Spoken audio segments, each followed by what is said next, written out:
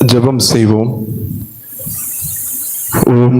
வசனம் தியானிக்கையில் இதயமதில் ஆறுதலே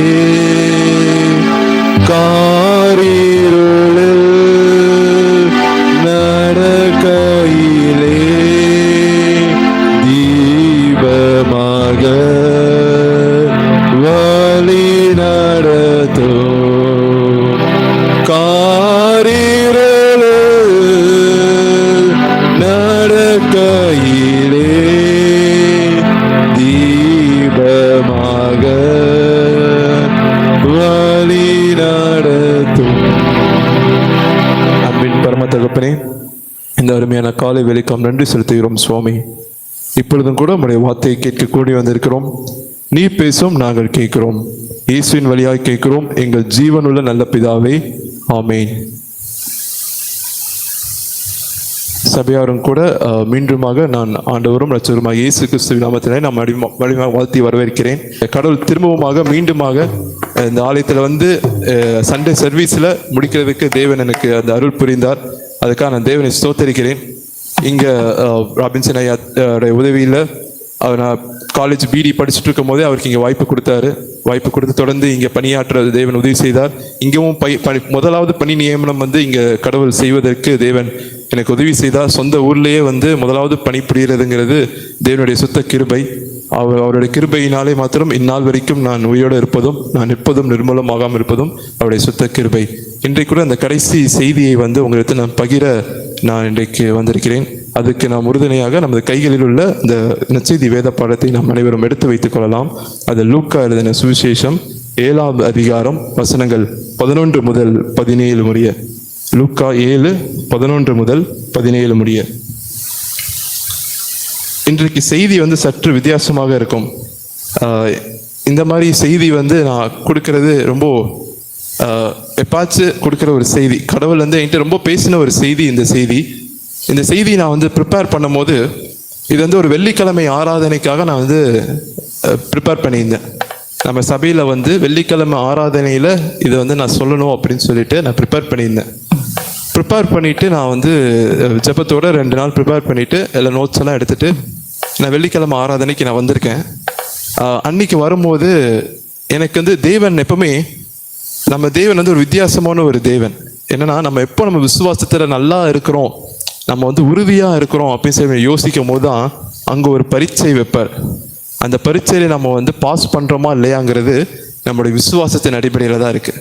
நான் ப்ரிப்பேர் பண்ணிட்டு வந்துட்டேன். இந்த வசனத்தில் 1வது வசனம் பாருங்க, 11வது வசனம். மறுநாளிலே அவர் நாயின் என்னும் ஊருக்கு போனார் அப்படின்னு சொல்லி போட்டிருக்கு. இப்போ இதுக்கு முன்னாடி எங்கே இருந்தாருன்னு பார்த்தோம்னா, அதே லூக்கா 7:1 பார்த்தீங்கன்னா அவர் கப்பர்நகூமுக்கு போனார் அப்படின்னு சொல்லி நம்ம பார்க்குறோம். சரி, இந்த கப்பர்நகூமிலிருந்து இப்போ எங்கே வந்திருக்காருங்க? நாயின் என்னும் ஊருக்கு வந்துட்டார். இந்த கப்பர்நகூமிலிருந்து நாயினுக்கு கிலோமீட்டரில் அந்த டிஸ்டன்ஸ் பார்த்தோன்னா அது 40 கிலோமீட்டர். 40 கிலோமீட்டர் என்ன பண்ணுறாரு? நடந்தே வருகிறார். யாரும் கூப்பிடல அவரை, யாருமே என்ன பண்ணலைங்க, கூப்பிடல. இந்த ஊருக்கு வாங்க, இங்கே ஒரு தேவை இருக்குது அப்படின்னு சொல்லி யாருமே கூப்பிடல. ஆனால் அங்கே ஒரு தேவை இருக்குது என்பது யார் புரிந்து கொண்டா? நம்முடைய தேவன் புரிந்து கொண்டார். இயேசு கிறிஸ்துவானவர் அங்கே ஒரு தேவை இருக்குது அப்படின்னு சொல்லிட்டு அது புரிந்து கொள்கிறத நம்ம பார்க்குறோம். இப்போ அந்த நாயின் ஊருக்கு போகிறார். யாருக்காக? ஒரே ஒரு ஏழை விதவை பெண்ணுக்காக போகிறத நம்ம பார்க்குறோம். இதை நான் ப்ரிப்பேர் பண்ணிட்டு இருக்கேன். இந்த மாதிரி படிச்சுட்டு இருக்கும் போது இந்த ஒரு பெண்ணுக்காக எவ்வளோ தூரம் போகிறாருங்க? 40 கிலோமீட்டர். காரில் போகல, பஸ்ஸில் போகலை, ட்ரெயினில் கூட போகலை. எதில் போகிறாரு? நடந்தே போகிறார். நடைப்பயணமாக அந்த வெயிலில் நடந்து போகிறார். போகும்போது அவர் மட்டும் போகலை. அந்த வசனம் சொல்கிறது, அவரோட சீஷர் அநேகரும் திரளான ஜனங்களும் அவர் கூட போனார்கள். இப்போ ஒரு 3 மக்கள் இங்கே இருக்காங்க. முதலாவது யார் இருக்காங்க? இயேசு கிறிஸ்து இருக்காரு. அவர் கூட யார் இருக்கா? அநேக சீஷர்கள் போட்டிருக்கு. அப்புறம் என்னங்க? திரளான ஒரு ஜனங்கள். இந்த ஜனங்கள் யாருன்னா, இந்த முன்னாடி சம்பவத்தில் பார்த்தீங்கன்னா அந்த 100க்கு அதிபதியோட விசுவாசத்தை பற்றி நம்ம பார்த்துருப்போம். ஒரு வார்த்தை சொல்லும் அவன் அப்போது சொஸ்தமாவான்னு சொல்லி அந்த 100க்கு அதிபதியோட விசுவாசத்தை குறித்து நம்ம ஏற்கனவே நம்ம தியானிச்சிருக்கோம். ஸோ அதன் அடிப்படையில் அவனோட விசுவாசத்தை பார்த்து பிரமிப்படைந்த மக்கள் பார்த்தீங்கன்னா இப்போ அவர் கூட வராங்க. இப்போ 3 கேட்டகரி மக்கள் நம்ம பார்த்தாச்சுங்களா? இதை நம்ம ப்ரிப்பேர் பண்ணிட்டு வரும்போது அன்னைக்கு 7:30க்கு ஆராதனை. நான் 7:30 ஆராதனை அப்போ அன்னைக்கு நான் என்ன பண்ணேன், எக்ஸ்ட்ராவா நானே வந்து கீபோர்டெல்லாம் ப்ராக்டிஸ் பண்ணிட்டு 3 பாட்டு எடுத்து நானே ப்ராக்டிஸ் பண்ணிட்டு எல்லாம் ப்ரிப்பேர் ஆகி நம்ம வந்து கொஞ்சம் லைவ்லியாக கொண்டு போகலாம், நம்ம வந்து நம்மளே பாடாமல் கீபோர்டெல்லாம் ப்ராக்டிஸ் பண்ணிட்டு நம்ம போகலாம் அப்படின்னு சொல்லி கீபோர்டெலாம் ப்ராக்டிஸ் பண்ணிட்டு அதெல்லாம் வந்துட்டேன். தினேஷ் அண்ணா கூட சொல்லி கீபோர்டெலாம் எடுத்து வைக்க சொல்லியாச்சு, மைக்கெல்லாம் எனக்கு அது மாதிரி அரேஞ்ச் பண்ணி வச்சிருங்க அப்படின்னு சொல்லிட்டு. அன்றைக்கி வந்து பார்த்தா 7:30 வந்து நம்ம ஆலயத்தில் ஒரே ஒருத்தங்க தான் இருந்தாங்க 7:30. அப்புறம் 7:40 ஒரு 10 நிமிஷம் வெயிட் பண்ணலாம் அப்படின்னு சொல்லிட்டு பார்த்தா ஒரு 3 பேர் எக்ஸ்ட்ரா ஆட் ஆனாங்க. மொத்தம் 4 பேர் தான் இருந்தாங்க. வெறும் தாய்மார்கள் 4 பேர் மட்டும்தான் இருந்தாங்க. அப்போது எனக்கு வந்து என்ன ஆச்சுன்னா, ஒரு பக்கம் வந்து மனசில் ஒரு சோர்வு, இன்னொரு பக்கம் இது வந்து எனக்கு ஒன்று பரீட்சை. ஏன்னா இயேசு கிறிஸ்து ஒரே ஒரு பெண்ணுக்காக, அதுவும் அவரை இழந்து தவிக்கிற அந்த வாலிப பையன் வந்து இறந்து போயிட்டான், ஒரே மகன் இறந்து போயிட்டான், அவனுக்கு கணவரும் கிடையாது அந்த பெண்ணுக்கு. அப்படி இருக்கும்போது அந்த ஒரு பெண்ணுக்காக 40 கிலோமீட்டர் நடந்து போனார். அப்போ இருக்கும்போது நம்மளும் என்ன பண்ணணும், நம்ம கூட்டத்தை பார்த்து நம்ம வந்து எப்பவுமே இது பண்ணக்கூடாது, நம்ம வந்திருக்க ஒவ்வொரு ஆத்மாவுக்கும் நம்ம வேதத்தை போதிக்கணும் அப்படின்னு சொல்லிட்டு அன்னைக்கு தேவன் எனக்கு போதிச்சார். இதுலேருந்து நான் என்ன சொல்கிறேன்னா, நம்ம ஆலயத்தை நம்ம கட்டியிருக்கோம், நம்ம ஆலயத்துக்கு நம்ம வருவோம், இந்த ஆராதனையெல்லாம் நம்ம வைக்கும் போது, சிறப்பு கூட்டங்கள்லாம் வைக்கும் போது நம்ம அதில் பங்கு கொள்ளுவோம். நேற்று உபவாச கூட்டத்தில் வந்து பார்த்தீங்கன்னா ஆண் மக்கள் சைடில் யாருமே இல்லை, அங்கே அண்ணன் மட்டும்தான், இந்த ஐயா மட்டும்தான் இருந்தார். அப்படி இருக்கும்போது நம்ம ஆலயத்தை நம்ம கட்டி இருக்கும்போது நம்ம இந்த ஆலயத்தில் நம்ம வந்து பங்கு கொண்டு தேவனுடைய ராஜ்யத்தில் நம்ம வந்து பங்குள்ளவர்களாக இருப்போம். காலம் செல்லாது, காலம் இனி வந்து யாருக்குமே வெயிட் பண்ணாது. நம்ம அலட்சியமாக இருப்போமானால் இந்த ரட்சிப்பை நம்ம வந்து இழந்து கூட போவதற்கு நிறைய காலங்கள் உண்டு.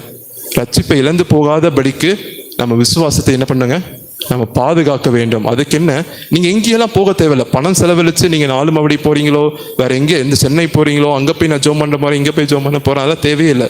நம்ம இவ்வளோ காசு செலவழித்து இவ்வளோ பிரம்மாண்டமான ஆலயத்தை நம்ம கட்டியிருக்கோம், இங்கே வந்து ஜெபம் பண்ணுறதுக்கு ஆத்துமாக்கள் இல்லை. அதை நினச்சா ஒரு பக்கம் வேதனையாக இருந்துச்சு. அதை நீங்கள் வந்து உங்கள் கருத்தில் வச்சுக்கோங்க. இந்த ஆலயத்தை நம்ம கட்டியிருக்கோம், நம்ம நிறைய தேவைகள் இருக்குது, நிறைய வாலிப பசங்க வந்து வெளியவே இருக்காங்க, ஆலயத்துக்கு வெளியே. அவங்கள வந்து நம்ம சொல்லி கூட்டு வர முடியாது, நம்ம யாரையும் திருத்தவும் முடியாது. ஆனால் ஒன்று பண்ணலாம், என்ன பண்ணலாங்க, ஜெபம் பண்ணலாம்.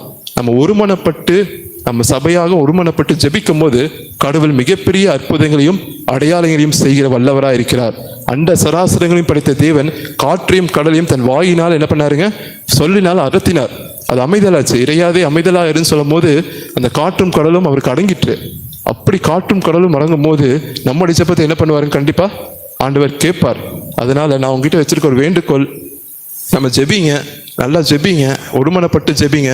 நம்ம எந்த சண்டைகளும் வராமல், சச்சரவுகள் வராமல், பிரச்சனைகள் வராமல் நம்ம ஒருமனப்பட்டு இருக்கும்போது நம்முடைய சபை மற்ற சபைகளுக்கு ஒரு சாட்சியாக இருக்கும். அதை பார்க்கும்போது இந்த காஞ்சிக்கோள் இமானுவேல் ஆலயம் மட்டும் எப்படி இப்படி இருக்காங்க, நிறைய வாலிபர்கள் உள்ள இருக்காங்களே, வாலிபர்கள் உள்ள இருந்தாலே அது சபையோடைய ஒரு மிகப்பெரிய ஒரு வளர்ச்சி. அதனால அந்த வெள்ளிக்கிழமை ஆராதனைக்கு தவறாம வாங்க, வந்து நீங்கள் கலந்து கொள்ளுங்க. வந்து நீங்கள் ஜெபம் கூட பண்ணலாம். சேர்ந்து ஜெபம் பண்ணும்போது கடவுள் பெரிய காரியங்களை செய்வார். தேவன் நம்மளை வந்து ஒரு காரியத்தை செய்ய எதிர்பார்க்கிறார். இந்த லாசரோட சம்பவத்தை நீங்கள் எடுத்துக்கிட்டீங்கன்னா, லாசர் வந்து மரித்து 4 நாள் ஆயிடுச்சு. இயேசு கிறிஸ்து தாமதமாக தான் போறாரு. போனதுக்கு அப்புறம் சொல்றாரு, அவர் வந்து ஆவியில கலங்கி அழுதாருன்னு சொல்லி நம்ம பார்க்குறோம். போயிட்டு இந்த கல்லறையுடைய முகப்புல இருக்கும் போது என்ன ஒரு வார்த்தை சொல்றாரு, என்ன சொல்றாரு, அந்த கல்லை தள்ளி போடுங்க அப்படின்னு சொல்லி சொல்றாரு. ஏன், காற்றையும் கடலையும் அடத்தின தேவனுக்கு இப்படி பார்த்து அந்த கல்லை போனா போகாதா, அல்லது வாயினால கல்லை நொறுங்கிப்போ அப்படின்னு சொன்ன என்ன ஆகுங்க, கல் தூள் தூளா ஆயிரும். நம்ம கிட்ட இருந்து ஒரு இன்வால்மெண்ட்டை பார்க்குறாரு, நம்ம கிட்ட இருந்து ஒரு ஈடுபாடை பார்க்கும் போது தான் அதுக்கான ஒரு ரிசல்ட் வரும். அந்த கல்லை போட்டி போடுறாங்க. போட்டி போட்டதுக்கப்புறம் அவர் என்ன பண்ணுறாரு, லாசருவே இருந்து வெளியே வான்னு சொல்லும் போது என்ன பண்ணுறான், லாசரு மரித்தவன் உயிரோட எழும்புகிறத பார்க்குறோம். தேவன் பெரிய காரியங்களை செய்ய வேண்டுமானால் நம்மளுடைய ஈடுபாடு கண்டிப்பாக இருக்க வேண்டும். நம்ம ஈடுபாடு எதுவுமே இல்லைன்னா தேவன் கண்டிப்பாக அமைதியாக தான் இருப்பார், ஒரு மாற்றத்தையும் செய்ய மாட்டார். அதை நீங்கள் கருத்தில் வச்சு நம்ம தொடர்ந்து நம்ம ஜெபிப்போம். ஒரு மனப்பாட்டோடு ஜெபிக்கும் போது கர்த்தர் கண்டிப்பாக வாலிப பசங்களையும் வாலிப பெண்களையும் கண்டிப்பாக கூட்டி வருவார். உள்ள வந்து ஆலயம் நிரம்பி வழியிற்கு கடவுள் வந்து உதவி செய்வார். அதை நான் நம்ம ஆலயத்துக்கான தொடர்ந்து நான் ஜெபித்துக் கொள்கிறேன். இப்பொழுதுக்காக நம்ம செய்திக்குள்ளாக போகிறோம். இங்கே வந்து பார்த்தீங்கன்னா ஒரு சம்பவம் சொல்லப்பட்டிருக்கு. நாயின் ஊரில் ஒரு விதவை இருக்கு. அந்த நாயின் அப்படிங்கிற ஊருக்கு என்ன அர்த்தம்னா அழகு அல்லது அமைதி. இந்த நாயின் அப்படிங்கிற ஊரோட பெயரோட அர்த்தம் வந்து அழகு அல்லது அமைதின்னு அப்படி அர்த்தம். இந்த அமைதியான ஊர்ல இப்போ ஒரு சம்பவம் நிகழ்ந்துருச்சு. என்ன சம்பவம் நிகழ்ந்துருச்சு, ஒரு வீட்டில் ஒரு அப்பா அம்மா பையன். ஆனால் அந்த அப்பா வந்து முன்னாடியே இறந்துட்டாரு. இறந்ததுக்கப்புறம் இந்த தாய்க்கு வந்து யார் இருக்கா? ஒரே பையன்தான் இருக்கான். நம்ம யூத கலாச்சாரத்துல வந்து பார்த்தீங்கன்னா, இந்த பெண்கள் வந்து விதவையாக இருக்கும்போது, அவங்க கணவர் இழந்து தவிக்கும் போது, இந்த உலகத்தாரால சமுதாயத்தால் என்ன பண்ணுவாங்க? ஒதுக்கப்பட்டு வச்சிருப்பாங்க. இந்த புது கிணற்றுல கூட போய் அவங்க தண்ணீர் எடுக்க முடியாத ஒரு சூழ்நிலை. அவங்க வந்து ஒரு அவதூறாக பார்க்கறது, ஒரு கீழ்த்தனமாக பார்க்குற ஒரு காரியங்கள் நிகழ்ந்து கொண்டு இருக்கும். அப்போ வருமானம் வேணும். இப்போ அன்றாட சாப்பாடுக்கு வருமானம் வேணும். அந்த வருமானத்துக்கு யார் பண்றா? இந்த வாலிப பையன் தான் இருக்கான். அவனோட ஒரே பையன் தான் அந்த வருமானத்துக்கெல்லாம் ஈட்டி அவனுக்கு வந்து அன்றாட சாப்பாடு, தண்ணி, அவனுக்கு என்னென்ன தேவை இருக்கோ அதெல்லாம் அவன் என்ன பண்றான்? அவன் பூர்த்தி செய்யற ஒரு பையனாக அங்க இருக்கிறான். இப்போ அவனும் மரிச்சிட்டான். மரிச்சதுக்கு அப்புறம் இப்போதான் அவங்களுக்கு வந்து ஒரு மிகப்பெரிய ஒரு போராட்டம். அவங்க சமுதாயத்தில் எப்படி வாழ்வாங்க? பையன் இருக்கும் போதே ஒரு மாதிரி பார்த்தாங்க. இப்போ 2 ஆண்மார்களும் இங்கே கிடையாது. அப்படி இருக்கும்போது இந்த சமுதாயத்தை நான் எப்படி வாழ்வேன்? எனக்கான தேவைகள் எப்படி கிடைக்கும் அப்படின்னு சொல்லி ஏங்கி தவிக்கிற ஒரு தாயாக, ஒரு கைம்பெண்ணாக என்ன இருக்கிறாங்க? அந்த பெண் அங்கே இருக்கிறத நம்ம பார்க்குறோம். இதை யார் அறிஞ்சிருக்கா? இயேசு கிறிஸ்துவானவர் தெரிஞ்சுட்டார். தெரிஞ்சுட்டு என்ன பண்றாரு? கப்பர்நகூம்லேருந்து நாயின் ஊருக்கு 40 கிலோமீட்டர் நடந்தே வருகிறார். இப்போ நம்ம வந்து இங்கே அந்த பையன் இறந்து நம்ம சர்ச்சுக்கு, நம்ம யாராச்சும் இறந்துட்டாங்கன்னா சர்ச்சுக்கு கூப்பிட்டு வரோம் இல்லைங்களா? கூப்பிட்டு வந்துட்டு இப்போ அடக்கம் பண்ணுவதுக்கு நம்ம அப்படி அந்த வழியாக போகிறோம் இல்லை? அப்படி போகும்போது அடக்கம் பண்ணுவதற்காக அதை எடுத்துக்கொண்டு போய்கொண்டு இருக்கிறார்கள். இயேசு கிறிஸ்துவானவர் இப்போ ஈரோட்லேருந்து வரான்னு வச்சுக்கோங்களேன். ஈரோட்லேருந்து இந்த வழியாக அந்த ஹைவேஸ் தாண்டி இப்படி வராருன்னா, இந்த பக்கம் வந்துட்டு இந்த பஸ் ஸ்டாண்ட் இருக்கு இல்லைங்களா? இந்த பஸ் ஸ்டாண்ட் அந்த குளத்தில் வந்து என்ன பண்ணுறாங்க? மீட் பண்ணுறாங்க. ஊரின் வாசலிலே என்ன பண்ணுறாங்க? 2 கூட்ட மக்கள் வந்து மீட் பண்ணுறதை நம்ம வந்து பார்க்குறோம். இந்த பக்கம் வர மக்கள் வந்து பார்த்தீங்கன்னா யாரு? தாய், மரித்து போன மகன். அந்த தாய்க்கு ஆறுதல் சொல்வதற்கு சில கூட்ட மக்கள் என்ன பண்றாங்க? அவங்க கூட வரதை பார்க்குறோம். இப்போ வந்து 2 கூட்ட மக்கள் என்ன பண்றாங்க? 2 பேரும் சந்திக்கிற ஒரு இடம். எங்க சந்திக்கிறாங்க? நம்மளுடைய பஸ் ஸ்டாண்ட்ல வந்து என்ன பண்றாங்க? மீட் பண்றாங்க.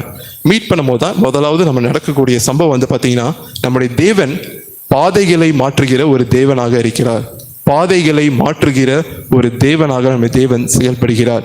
எப்படி பாதைகளை மாற்றுகிறார் என்றால், இப்போ அந்த பெண்ணுடைய அழுகையை பார்க்கிறார். அந்த வசனம் தெளிவாக சொல்லுகிறது. 13வது வசனம் பாருங்க.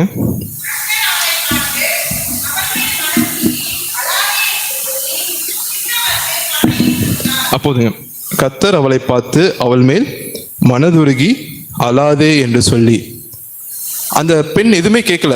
அந்த பெண் வந்து இது இயேசு கிறிஸ்துவானே அவருக்கு தெரியாது. இவர் வந்து ஒரு தேவனா, இவர் தீர்க்கதரிசியா, இல்லை சாதாரண மனிதரா அப்படின்னு எதுவுமே அந்த பெண்ணுக்கு தெரியாது. அப்படி அந்த பெண்ணோட அழுகையை வந்து யார் பார்க்குறாங்க? இயேசு கிறிஸ்துவனால் உற்று பார்க்கிறார். நம்முடைய வாழ்க்கையிலையும் நம்ம நிறைய பிரச்சனைகள் மத்தியில் நம்ம கடந்து போகலாம், வேதனைகள் மத்தியில் கடந்து போகலாம், போராட்டங்கள் மத்தியில் கடந்து போகலாம். இந்த யாருமே என்னை பார்க்க மாட்டேங்கிறாங்களே, சொந்தக்காரங்க யாருமே என்னை பார்த்து இது பண்ண ஆறுதல் சொல்ல மாட்டேங்கிறாங்களே, என் நண்பர்கள் யாருமே எனக்கு உதவி செய்ய மாட்டேங்கிறார்களே அப்படின்னு சொல்லி நம்ம ஏங்கி தவிக்கலாம். ஆனால் அந்த ஏங்கி தவிப்பில் யாருமே உதவி செய்யாத போது யார் உதவி செய்கிறாங்க? நம்முடைய ஆண்டவராகிய இயேசு கிறிஸ்து அந்த கண்ணீர்களை பார்க்கின்ற ஒரு தேவனாக இருக்கிறார். அந்த கண்ணீரை பார்த்து அவர் பாதைகளை மாற்றுகிறார். எப்படி பாதைகளை மாற்றுகிறார் என்றால், அழாதே என்று சொல்லி மனதுருகுகிறார். முதலாவது என்ன பண்றார்? மனதுருகுகின்ற ஒரு ஆண்டவராக இருக்கிறார் நம்மளுடைய தேவன். இரண்டாவதா நம்ம பார்க்கக்கூடிய காரியம், ஒரு பச்சதாபம் உள்ள ஒரு தேவன். அதாவது நீங்க அழுகிறீங்கன்னு சொல்லிட்டு அவர் வந்து சும்மா பார்த்துட்டு போக மாட்டாரு. அவர் வந்து என்ன பண்ணுவாருங்க? அந்த இடத்துல வந்து அந்த பெண் எப்படி வந்து உணரறா அப்படின்னு சொல்லிட்டு அந்த உணர்வை அவரே வந்து என்ன பண்ணுவாருங்க? ஏற்றுக்கொள்வார். நான் முன்னாடியே சொல்லியிருக்கேன் நினைக்கிறேன், அந்த கடற்கரையில அப்பாவும் பையனும் நடந்து கொண்டு போவாங்க. அந்த நடந்து கொண்டு போகும்போது அப்போ எத்தனை காலடி வருங்க? 4 காலடிகள் வரும். அப்படி இருக்கும்போது இது வந்து எதோட கம்பேர் பண்றாங்கன்னா, இயேசு கிறிஸ்துவும் ஒரு மனிதனும் கம்பேர் பண்றாங்க. ஒரு கிறிஸ்துவ வாழ்க்கையோட மனிதன் இப்படி நடந்து போகும்போது சில நேரத்தில் என்ன ஆயிடுது, நம்ம ஜூம் அவுட் பண்ணி பார்க்கும்போது அந்த 4 காலடிகள் வந்து 2 காலடிகளாக மாறிடுச்சு. அப்போ என்னன்னா, ஏன் அப்படி 2 காலடியாக மாறிடுச்சுன்னா, புயல் வருது, காற்று அடிக்குது, ரொம்ப வந்து நடக்கவே முடியாத சூழ்நிலை அந்த கடற்கரை மணல்ல. அப்படி இருக்கும்போது 2 காலடியாக மாறிடுச்சு. அப்போ அந்த பையன் சொல்றான், ஏசப்பா நீங்க வந்து என்னை விட்டுட்டு போயிட்டீங்க கஷ்டமான நேரத்துல, நான் தான் வந்து எப்படியோ கஷ்டப்பட்டு நடந்து வந்தேன் அப்படின்னு சொல்லும் போது, அது ஜூம் அவுட் பண்ணி பார்க்கும்போது தான் தெரியுது, அவன் நடக்கல, யார் நடந்தாங்க? இயேசு கிறிஸ்துவானவர் அவனை சுமந்து கொண்டு போகிறார். மனதுருகுகின்ற ஒரு ஆண்டவர், பச்சதாபம் உள்ள ஒரு ஆண்டவராக திகழ்கிறார். நம்ம பிரச்சனையை பார்த்து அவர் நம்ம விட்டுட்டு போக மாட்டாரு. நம்ம நிறைய நேரத்தில் யோசிக்கலாம், நான் அந்த பிரச்சனையை நான் தான் சந்திக்கிறேன், நான் மற்றும் யாருமே உதவி செய்யறதில்லை, கடவுள் ரொம்ப அமைதியா இருக்கிறாருன்னு சொல்லி யோசிக்கலாம். ஆனால் அந்த அமைதியில அவர் என்ன பண்ணாங்க, பின்னாடி என்ன பண்ணிக்கிறாருங்க, வேலை செய்து கொண்டு இருக்கிறார். அந்த பிரச்சனையிலேருந்து மீண்டு வருவதற்கான ஒரு ஞானத்தை கொடுக்கிறாரு, பலத்தை கொடுக்கிறாரு, ஒரு புதிய வழியை காமிக்கிறார். நம்ம ஃபர்ஸ்ட் பார்த்தோம், அவர் வந்து நம்ம மேல இருக்கிற என்னதுங்க, ஒரு பாதைகளை மாற்றுகின்ற ஒரு தேவனாக இருக்கிறார். இரண்டாவது வந்து பார்த்தீங்கன்னா பச்சதாபம் உள்ள ஒரு தேவனாக இருக்கிறார். அவர் நம்மளுடைய இடத்துல வந்து நம்முடைய உணர்வுகளை வந்து அவர் தாங்கி நம்முடைய வாழ்க்கையை மாற்றுகின்ற ஒரு தேவனாக இருக்கிறார். இங்க பாருங்க, கரெக்டா இப்போ வந்து அந்த பாடையை தூக்கி கொண்டு வந்து கொண்டு இருக்கிறார் இல்லைங்களா, அந்த செத்த போன மரித்த மகனை எடுத்துக்கொண்டு வந்துட்டு இருக்காங்க. இப்போ வந்து கடவுள் வந்து யாரை பார்க்கிறா, அந்த பெண்ணை தான் பார்க்கிறாரு, பெண்ணோட அழுகையை பார்க்கிறாரு.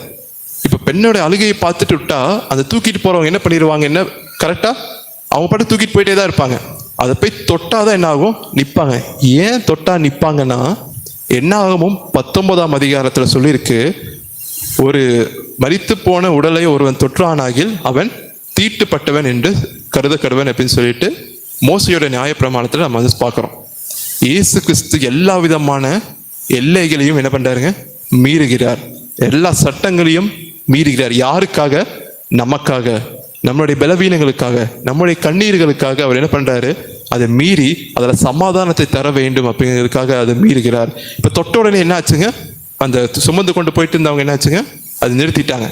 கரெக்டான நேரத்தில், சரியான நேரத்தில் யார் வரா, இயேசு கிறிஸ்து வருகிறார். இன்னும் கொஞ்சம் தாமதிச்சுன்னா என்ன ஆயிருங்க, அவங்க போய் அடக்கம் பண்ணி அந்த மண்ணை போட்டு மூடிருப்பாங்க இல்லைங்களா. யூதரோட ஒன்று வழக்கம் என்னன்னா, இப்போ ஒருத்தர் காலையிலேயே இறந்துட்டாருன்னா அந்த நைட்லேயே என்ன பண்ணிடுவாங்க, அவனை அடக்கம் பண்ணி இது பண்ணிடுவாங்க, அடக்கம் பண்ணி முடிச்சிடுவாங்க. நம்ம நினைக்கலாம் ரொம்ப லேட்டாக வராரு கடவுள் அப்படின்னு சொல்லிட்டு. ஆனால் சரியான நேரத்தில் அந்த ஊர் வாசல்ல ரெண்டு கூட்டத்தார் மக்களும் வந்து என்ன பண்றாங்க, சந்திக்கிறாங்க. சந்திக்கும் போது அவங்க பாதைகளை மாற்றுகிறார். அது மட்டும் இல்லாமல் ஒரு பச்சதாபம் உள்ள ஒரு ஆண்டவராக அவர் திகழ்கிறார். மூன்றாவதாக பாருங்க, 15வது வசனம், மரித்தவன் எழுந்து உட்கார்ந்து பேச தொடங்கினான், அவனை அவன் தாயினிடத்தில் ஒப்புவித்தார். ஒரு கைம்பெண்ணினுடைய வாழ்க்கையை அறிந்த அவர் ஒரு புது வாழ்வு தருகின்ற ஒரு தேவனாக இருக்கிறார். ஒரு புது வாழ்வு தருகின்ற ஒரு தேவனாக இருக்கிறார். பிரச்சனைகளை மத்தியில முடிஞ்சு போய் ஒரு புதிய பாதையை அமைக்கிறாரு. பச்சதாபம் உள்ள ஒரு தேவனாகவும் இருக்கிறாரு. கடைசியாக என்னவா இருக்காருங்க, ஒரு புது வாழ்வு தருகின்ற தேவனாக இருக்கிறார். அந்த இழந்த தாய் எதை இழந்து போய் தவிக்கிறார்களோ அதை திரும்ப அவங்களுக்கு கொடுத்து அவங்க வாழ்க்கையை மீட்டெடுக்கிறத ஒரு தேவனாக நம்ம வந்து பார்க்கிறோம். நம்ம இந்த மாதிரி உயிர்த்தெழுந்துகிற ஒரு சம்பவம் வந்து பார்த்தீங்கன்னா முன்னாடி எங்கெங்கெல்லாம் இருக்குன்னா, 1 ராஜாக்கள் 17ஆம் அதிகாரத்தில் எலியாவும் சாரிபாத் விதவை நம்ம அந்த சம்பவம் பார்த்துருக்கோம். அதே மாதிரி 2 ராஜாக்கள் 4ஆவதுல வந்து பார்த்தீங்கன்னா எலிசா அப்புறமேட்டு சூனியமால் அப்படிங்கிற அந்த ஒரு சம்பவம் நடந்திருக்கும். இந்த மாதிரி சில சம்பவங்கள் தான் இதுக்கு முன்னாடி நடந்திருக்கு. இதுக்கப்புறம் நடக்கிற ஒரு சம்பவம் வந்து இந்த ஒரு சம்பவம். அப்படி இருக்கும்போது நம்முடைய தேவன் நம்முடைய கண்ணீர்களை காண்கிறார். அந்த கண்ணீரை காண்கிறது மட்டும் இல்லாமல் நம்மளுடைய இடத்துல வந்து என்ன பண்றாருங்க, அவரே நிற்கிறார். ஒரு பச்சதாபம் உள்ள ஒரு தேவனாக இருக்கிறார். நம்ம வாழ்க்கையில ஒரு புது வாழ்வு தருகின்ற ஒரு தேவனாக இருக்கிறார். நான் இந்த இடத்துல என்னோட சாட்சியை வந்து நான் சொல்லலான்ட்டு இருக்கேன். என்ன நீங்க பாக்குறீங்க, இந்த நடக்கிறது கொஞ்சம் பிரச்சனை இருக்கு. அந்த பிரச்சனை இருக்கும்போது நம்ம பிறந்தது வந்து பாத்தீங்கன்னா ஒரு நார்மலா பிறந்த ஒரு நார்மல் குழந்தையா தான் நான் பிறந்தேன். அப்படி பிறக்கும் போது எனக்கும் உங்களை மாதிரி எல்லாத்து மாதிரி தான் கை கால் எல்லாமே நார்மலாக தான் இருக்கும். எதுவும் வித்தியாசமெல்லாம் கிடையாது. என்ன ஒரே ஒரு இதுனா, நடப்பதற்கு ஒரு ஹெல்ப் வேணும், நிற்பதற்கு ஒரு ஹெல்ப் வேணும். எந்திரிச்சுன்னா நிற்க முடியாது. நின்னா வந்து இதெல்லாம் போடாமல் எந்திரிச்சு நின்னா அது வந்து முட்டி வந்து மடங்கி இதாயிரும். ஸோ அப்படி இருக்கும்போது இந்த ஹெல்ப் தேவைப்படுது, ஸ்ட்ரென்த் தேவைப்படுது. சப்போர்ட்டோட எந்திரிச்சு நிற்கலாம். இப்படி பிடிச்சி இப்படி நிற்கலாம். அந்த காலில் போட்டுக்கிறது கழட்டிட்டா நம்ம பிடிச்சி இப்படி எந்திரிக்கலாம். ஸோ அப்படி இருக்கும்போது அந்த மாதிரி வாழ்க்கை இருக்கும்போது என்னுடைய தேவன் வந்து இப்போ வந்து என்ன பாதையை மாற்றுகிறார். எப்போ என் பாதையை மாற்றுகிறார்னா, யோவான் 1ஆம் அதிகாரம் 12ஆம் வசனத்தின் பிரகாரம், அவருடைய நாமத்தின் மேல் விசுவாசம் உள்ளவர்களாய் அவரை ஏற்றுக்கொண்டவர்கள் எத்தனை பேர்களோ அத்தனை பேர்களும் அவருடைய பிள்ளைகள் ஆகும்படி அவர்களுக்கு அதிகாரம் கொடுத்தார்.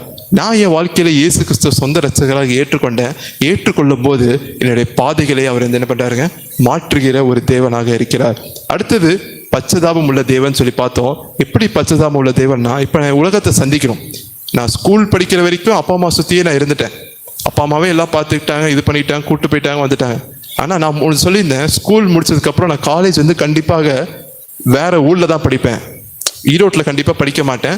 நான் ஹாஸ்டல்லேருந்து போகிற மாதிரி தான் நான் படிப்பேன் அப்படின்னு சொல்லிட்டு நான் வந்து கோயம்புத்தூரில் பிஎஸ்சி டெக்கில் வந்து எனக்கு கவுன்சிலிங்கில் வந்து எனக்கு சீட் கிடச்சிது. கோயம்புத்தூர் பிஎஸ்சி டெக் இன்ஜினியரிங் காலேஜில் டெக்ஸ்டைல் டெக்னாலஜி படிக்கிறதுக்கு எனக்கு இடம் கிடச்சிது. அங்கே கிடைக்கும் போது இப்போ உலகத்தை நான் பார்க்க போகிறேன். இப்போ உலகத்தை நான் எப்படி சர்வை பண்ணுறது, எல்லா இடத்துலையுமே ஸ்டெப்ஸ் இருக்கு, எல்லா இடத்துலையும் நம்ம நடந்து போகணும். எப்படி நம்ம சமாளிக்கிறது? அங்கே பிஹெச்டி டெக் நீங்கள் பார்த்துருப்பீங்க. முன்னாடி ஹைவேஸ் போகும், லெஃப்ட் சைடு வந்து ஹாஸ்டல், ரைட் சைடு வந்து காலேஜ் இருக்கும். பசங்கள்லாம் என்ன பண்ணுவாங்கன்னா மேலே ஒரு பிரிட்ஜ் போட்டிருப்பாங்க, அந்த பிரிட்ஜில் வந்து பசங்க பிள்ளைங்க நடந்து போவாங்க. நான் எப்படி போகிறது அப்படின்னு யோசனை. அப்படி இருக்கும் போது தான் நம்முடைய சூழ்நிலை யார் இருக்காருங்க? தேவன் அந்த சூழ்நிலையை பார்க்கிறார். ஒரு பச்சதாபம் உள்ள ஒரு தேவனாக இருக்கிறார். அப்போ அவர் என்ன பண்றாரு? எனக்கு ஞானத்தை கொடுக்கிறார். எங்க குடும்பத்தார் எல்லாத்துக்கும் ஞானத்தை கொடுக்கிறார். எப்படி ஞானத்தை கொடுத்தாருன்னா, ட்ரைவீலர் ஸ்கூட்டி வாங்கிக்கலாம், அது ஓட்டி பழகிக்கலாம் அப்படின்னு சொல்லிட்டு இந்த ட்ரைவீலர் ஸ்கூட்டி வாங்கிட்டு நான் நினைச்சா அது ஈஸியாக ஓட்டிடலாம். ஏன்னா பின்னாடி 3 வீல் இருக்கு, நம்ம வந்து ஈஸியாக ஓட்டிட்டு போயிடலாம் அப்படின்னு நினைக்கும் போது அது ஈஸியாக ஓட்ட முடியாது. நம்ம வந்து ஒரு கை நல்லா ஸ்ட்ராங்காக பிடிச்சிட்டு ஒரு கை இப்படி ஓட்டினா தான் போக முடியும். இல்லைன்னா ஒரு பக்கம் அப்படி இழுத்துட்டு போயிடும். அந்த மாதிரி ஒரு சூழ்நிலையாக இருக்கும்போது அது சில இடத்துல ரோடெல்லாம் இப்படி ஸ்லாண்டிங்காக இருக்கும்ல, அப்படியெல்லாம் இருக்கும்போது பார்த்தீங்கன்னா நம்ம கரெக்டாக ஓட்டுறோம். ஓட்டலினா அதை போய் இழுத்துட்டு போய் கீழே விழுந்துருவோம். அப்படிப்பட்ட காரியங்களாக இருக்கு. இதன் மத்தியிலே அவர் ஞானத்தை கொடுத்தார். அந்த மெயின் ரோட்டில் ஹைவேஸில் கிராஸ் பண்ணி நான் யூட்டன் போட்டு அப்புறம் காலேஜ் போனோம். இப்போ காலேஜ் போயாச்சு. காலேஜ் போகிறதுக்கு இப்போ கிளாஸ் போகணும். என் கிளாஸ் வந்து பார்த்தீங்கன்னா இதுதான் ஒரு பிளாக். இந்த பிளாக்ல தான் வந்து பார்த்தீங்கன்னா லிஃப்ட் இருக்கு. என் கிளாஸ் வந்து பார்த்தீங்கன்னா அந்த கிணறு இருக்கு இல்லைங்களா, நம்ம ஊர் கிணறு இருக்குல்ல, அந்த ஊர் கிணறுல தான் என் கிளாஸ் இருக்கு. அது 3rd ஃப்ளோர்ல இருக்கு. இதுல வந்து என்ன ஒரு ஆப்ஷன் இருக்குன்னா 2 ஆப்ஷன்ஸ் இருக்கு. ஒரு ஆப்ஷன் வந்து ஒன்னா 4th ஃப்ளோர் போயிட்டு கீழே இறங்கணும், 3rd ஃப்ளோர் இறங்கணும். இல்லைன்னா 2nd ஃப்ளோர் போயிட்டு மேலே 3rd ஃப்ளோர் ஏறணும். எனக்கு ஏறுறதோட இறங்குறது ரொம்ப ஈஸி. அதனால நான் என்ன பண்ணேன், நான் 4th ஃப்ளோர் போயிடலாம், 4th ஃப்ளோர் போயிட்டு அங்கேருந்து இறங்கிக்கலாம் அப்படின்னு சொல்லி நான் யாரும் எனக்கு உதவி செய்யலை. யாரும் உதவி செய்ய மாட்டாங்க, எல்லாரும் அவங்க வேலையை பார்த்து கொண்டே இருப்பார்கள். ஆனால் என்னுடைய நம்பிக்கை யார் மேலே இருந்துச்சுங்க? இயேசு கிறிஸ்து மேலே இருந்துச்சு. நான் ஸ்டிக்கை வச்சுட்டு நான் வந்து போவேன். 4th ஃப்ளோர் போயிட்டு பெரிய பிளாக் நடந்து அவ்வளோ தூரம் கடைசி வரைக்கும் போகணும். கடைசி வரைக்கும் போயிட்டு அந்த ஸ்டெப்ஸ் இப்போ இறங்கணும். நான் ஒன்று தான் நான் ஜோம் பண்ணுவேன். ஏசப்பா இப்போ நான் வந்து கீழே இறங்க போகிறேன். 4th ஃப்ளோர் வந்து பார்க்கும்போது ஸ்டெப்ஸ் இப்படி இருக்கும் இல்லைங்களா, ஹைட்டாக இருக்கும்ல. அப்படி இருக்கும்போது இப்போ நான் கீழே விழுந்துட்டேன்னா, சப்போஸ் ஸ்டிக்கு வலிக்கி விழுந்துருச்சுன்னா யாருமே தூக்கி விடுறதுக்கு யாரும் கிடையாது, எல்லாம் சாப்பிட போயிட்டாங்க. யாராவது வந்ததுக்கு அப்புறம் தான் தூக்கி விட முடியும். அப்படிப்பட்ட ஒரு சூழ்நிலை. அப்படி இருக்கும்போது நான் ஜோம் பண்ணுவேன். ஏசப்பா இப்போ நான் இறங்க போகிறேன், என்னை நீங்கள் பாதுகாத்து கொள்ளுங்க. ஸ்டிக்கும் வலிக்கக்கூடாது, வேத்து என் கையும் என்ன பண்ணக்கூடாது, வலிக்கிடக்கூடாது அப்படின்னு சொல்லிட்டு நான் ஜோம் பண்ணிகிட்டே இறங்குவேன். இறங்கும் போது நீங்கள் நம்ப மாட்டீங்க, 1 வருஷ காலம் நான் அப்படி பண்ணேன். 1 வருஷ காலம் கடவுள் என்னை விழாமல் பாதுகாத்து கொண்டார். ஒரு தடவை கூட ஸ்டிக்கு வலுக்குனதும் கிடையாது, நான் இந்த கையும் வலுக்குனது கிடையாது, கீழே விழுந்ததும் கிடையாது. ஏன்? நம்ம மேலே தேவன் பச்சதாபம் உள்ள ஒரு தேவனாக இருக்கிறார். நம்ம பிரச்சனைகளை நான் அந்த இடத்துல நடக்கலை, என்னை நடக்க வச்சது யாருங்க? இயேசு கிறிஸ்துவானவர் என்னை நடக்க வச்சார், என்னை கீழே இறங்க வச்சார். அவருக்கு கை பிடிச்சி, எங்கள் அப்பா கை பிடிச்சி இப்போ போகிற மாதிரி அவரோட கை நான் பிடிச்சி இல்லாத கையை இருக்கிற மாதிரி பிடிச்சி என்ன பண்ணுவேன், நான் இறங்கி போகிறதாக நான் வந்து யோசிப்பேன். அப்படி ஒரு தேவன். அடுத்து புது வாழ்வு தருகின்ற ஒரு தேவன். இப்போ படிப்பெல்லாம் முடிச்சாச்சு, காலேஜும் முடிச்சாச்சு. எங்கள் அப்பா சொன்ன ஒரு காரியம் என்னன்னா, படித்து முடிச்சுட்டு வேலை இல்லாமல் வீட்டுக்கு வரக்கூடாது அப்படின்னு சொல்லி ஒரு இது. அப்படி இருக்கும்போது கம்பெனியில் பிளேஸ்மெண்ட் வந்து ட்ரை பண்ணேன். டிசம்பர் 5ஆம் தேதி 2019ஆம் ஆண்டில் வந்து ஆதித்யா பிர்லா கார்மெண்ட்ஸ் அப்படின்னு சொல்லிட்டு பெங்களூர்ல ஒரு கம்பெனியில் கடவுள் வந்து எனக்கு வேலை கிடைக்க உதவி செய்தார். வேலை கிடைக்க உதவி செய்து புது வாழ்வு தந்துட்டாருன்னு யோசிக்கும் போது என்ன வந்துச்சுங்க, கொரோனா வந்துச்சு. 2020 மார்ச் மாதம் கொரோனா வந்து எல்லாத்தையும் க்ளோஸ் பண்ணிட்டாங்க. புது வாழ்வு அப்படின்னு போய்கொண்டு இருக்கும்போது அது க்ளோஸ் ஆயிடுச்சு. இப்போ யோசிச்சுட்டு இருக்கேன், என் வாழ்க்கை எதை நோக்கி போகும் அப்படின்னு சொல்லி யோசிச்சுட்டு இருக்கும்போது தான் என் வாழ்க்கையை வந்து கடவுளுக்கு அர்ப்பணித்ததை நான் நினைவு கூர்ந்தேன். என் பைபிளில் எப்பவுமே எழுதி வச்சிருப்பேன். 2012ஆம் ஆண்டில் வந்து நான் சின்ன வயசுல எனக்கு டைரி எழுதுகிற பழக்கம் உண்டு. அது என்ன ஒரு நாள் என்னென்ன நிகழ்கிறதோ அதெல்லாத்தையும் வந்து என்ன பண்ணுவேன், டைரியில் எழுதுவேன். அது எழுதும் போது பார்த்துட்டு இருக்கும் போது நான் வந்து இன்னைக்கு கடவுளுடைய ஊழியத்தை செய்வதற்கு நான் அர்ப்பணித்தேன் அப்படின்னு சொல்லிட்டு 12/12/2012 வந்து நான் எழுதி வச்சிருக்கேன். அந்த ஸ்பெஷல் டேட்டுனால 12/12/2012 எழுதி வச்சிருக்கேன். அப்போ என்னுடைய அழைப்பை நான் வந்து நினைவுக்கு வந்தேன்.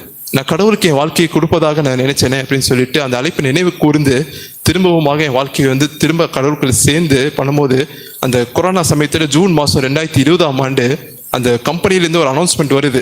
என்ன அனௌன்ஸ்மெண்ட்னா, அந்த டெக்ஸ்டைல் டெக்னாலஜினால நம்ம வந்து ஃபீல்டில் தான் போய் வேலை செய்ய முடியும். ஐடி கம்பெனி மாதிரி நம்ம உட்காந்து லேப்டாப்பில் வேலை செய்ய முடியாது. அப்படிங்கிற காரணத்தில் இந்த புதுசாக சேர்ந்த ஃப்ரெஷர்ஸ் எல்லாத்தையும் என்ன பண்ணிட்டாங்க, அவங்க தூக்கிட்டாங்க.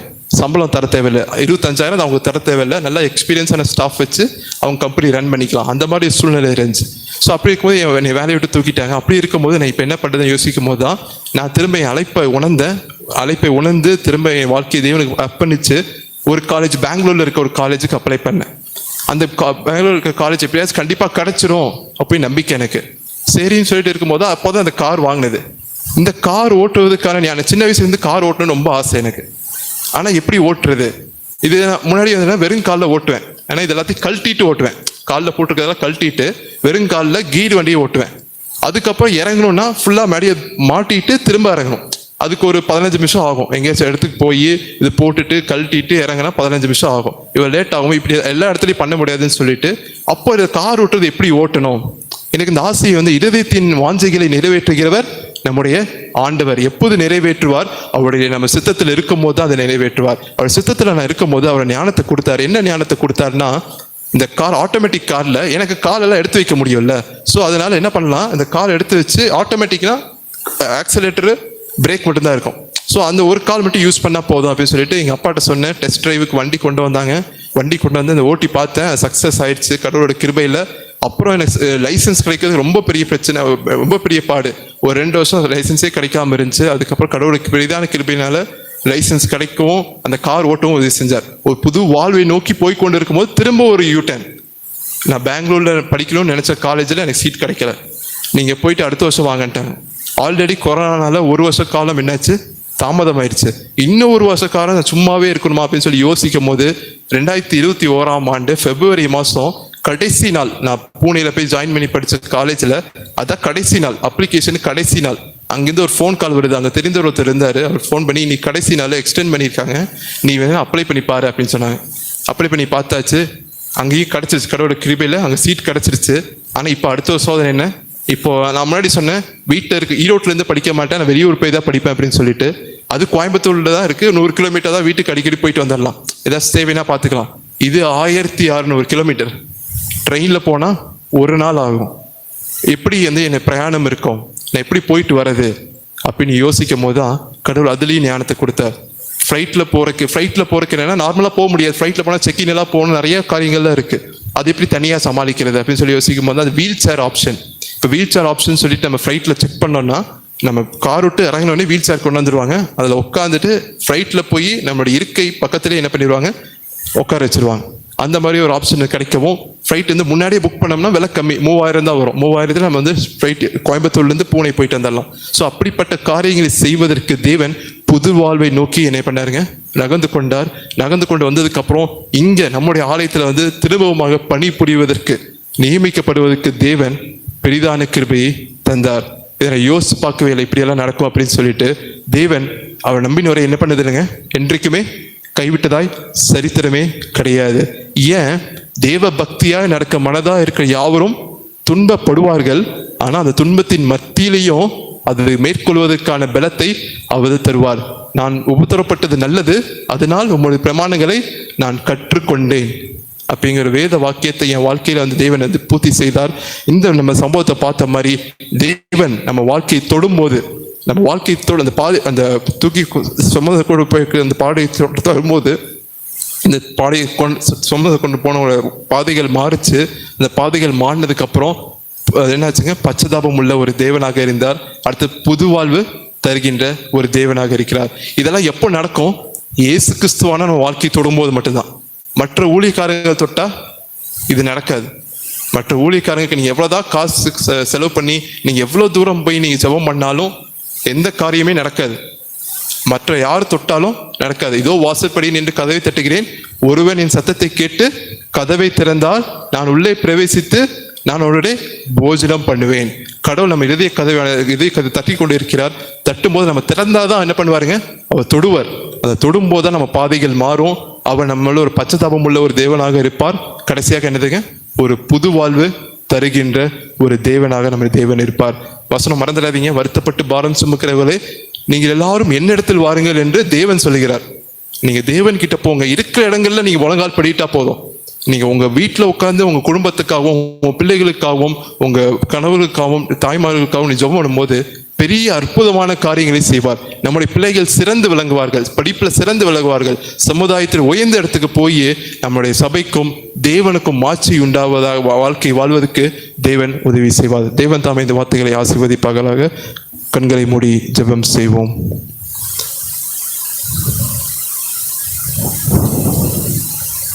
அன்பின் பரம தகப்பனே, இந்த அருமையான காலை பொழுதுக்காக நன்றி செலுத்துகிறோம் சுவாமி. இப்பொழுது கூட ஆண்டவரே உங்களுடைய வார்த்தையை கேட்க நீ உதவி செய்தீங்க ஆண்டவரே. இந்த கைம்பெண்ணுடைய வாழ்க்கையை நீங்கள் தொட்டீங்க சுவாமி. நீங்கள் தொடும்போது எங்கள் பாதைகள் மாறுகின்றது ஆண்டவரே. நீர் எங்கள் மேலே பச்சதாபம் உள்ள ஒரு ஆண்டவராக இருக்கிறீர் ஆண்டவரே. புது வாழ்வு நீங்கள் தரீங்க சுவாமி. நீங்கள் எங்கள் உள்ளத்துக்குள்ளே வந்து வாசம் பண்ணுங்க ஆண்டவரே. இதோ வாசற்படி நின்று கதவை தட்டுகிறேன். ஒருவனின் சத்தத்தை கேட்டு கதவை திறந்தால் நான் அவருக்குள் பிரவேசித்து அவனுக்குள்ளே போஜனம் பண்ணுவேன் என்று சொன்னீரே சுவாமி. ஆண்டவரே, எங்கள் இறுதிய கதவை நாங்கள் திறக்கிறோம் ஆண்டவரே. எங்களுக்குள்ளே இருந்து வந்து வாசம் பண்ணுங்க ஆண்டவரே. நீர் எங்களை எடுத்து பயன்படுத்துங்க சுவாமி. எங்கள் பாதைகளை மாற்றுங்க சுவாமி. புது வாழ்வை தாங்க ஆண்டவரே. எங்கள் கண்களை காண்கிற தேவன் ஆண்டவரே. நாங்கள் நினைக்கிறோம் நீங்கள் தாமதமாக வரீங்க அப்படின்னு சொல்லிட்டு, ஆனால் சரியான நேரத்தில் வருகிற தேவனாக நீர் இருக்கிறீர் சுவாமி. நீர் வந்து தொடும்போது எங்கள் வாழ்க்கை மாறுகிறது சுவாமி.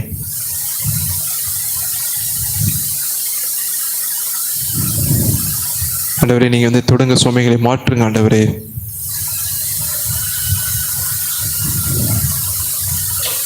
வியாதிகள் தொல்லைகள் தோல்வியோ வாழ்க்கையில் என்ன ஏக்கமோ, வியாதிகள் தொல்லைகள் தோல்வியோ வாழ்க்கையில் என்ன ஏக்கமோ, கண்ணிதானுந்தன் படுக்கையோ கலங்காதே மன்னன் இயேசுப்பா. கல்வாரியின் மேட்டினில் கலங்கும் கர்த்தர் உண்டல்லோ, உன்னை எண்ணி உள்ளம் நொந்து அலைக்க இயேசு துடிக்கிறார். கவலை ஏன் கலக்கம் ஏன், கர்த்தர் இயேசு அழைக்கிறார். அன்பின் தேவன் இயேசு உன்னை அழைக்கிறார். ஆம் சுவாமி, நீர் எங்களை அழைச்சிருக்கிறீங்க ஆண்டவரே. உம்முடைய அழைப்பினால் ஆண்டவரே நாங்கள் இந்த இடத்துல அமர்ந்திருக்கிறோம் சுவாமி. இப்பொழுதும் கூட நாங்கள் மறுபடியுமாக எங்களை நாங்கள் அர்ப்பணிக்கிறோம் சுவாமி. எங்கள் பாவங்களை மன்னித்து எங்கள் இதயத்துக்குள்ள வந்து வாசம் பண்ணுங்க சுவாமி. எங்கள் இருதயத்திலிருந்து ஜீவ ஊற்றை புறப்பட பண்ணுங்க சுவாமி. எங்களை பார்க்கிறவர்கள் உம்மை பார்க்க முடியாத வாழ்க்கை வாழ்வதற்கு நீங்கள் உதவி செய்யுங்க ஆண்டவரே. நீ அப்படியே செய்வதற்காக நன்றி சுவாமி. இவை அனைத்து மறுமை ரட்சகர் இயேசு கிறிஸ்துவினை கேட்கிறோம் எங்கள் ஜீவனுள்ள நல்ல பிதாவே, ஆமேன். தேவனுடைய செய்தியை கேட்ட நாம் அனைவரும் எழுந்து நின்று நம்முடைய விசுவாசத்தை அப்போஸ்தலர்